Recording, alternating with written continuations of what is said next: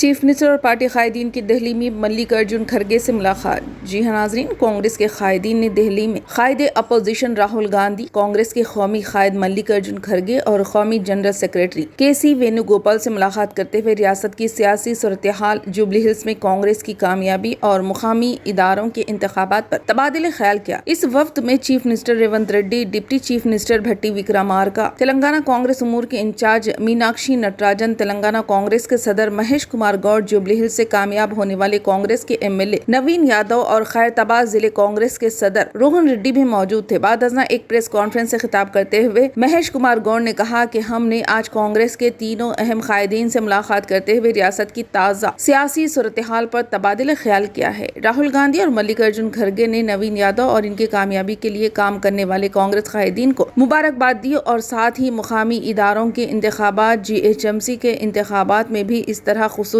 حکمت عملی تیار کرتے ہوئے کانگریس کو کامیاب بنانے کا مشورہ دیا۔ مہیش کمار گوڑ نے کہا کہ تلنگانہ کانگریس کی تنظیم جدید، بالخصوص اضلاع کانگریس کے صدور کا انتخاب کے علاوہ حکومت کی 2 سالہ کارکردگی سے پارٹی کے قائدین کو واقف کرایا گیا۔ مقامی اداروں کے انتخابات کے بارے میں پوچھے گئے سوال کا جواب دیتے ہوئے مہیش کمار گوڑ نے کہا کہ 17 نومبر کو تلنگانہ کابینہ کا اجلاس منعقد ہو رہا ہے، جس میں چیف منسٹر وزراء سے تبادلہ خیال کرنے کے بعد کوئی اہم فیصلہ کریں گے۔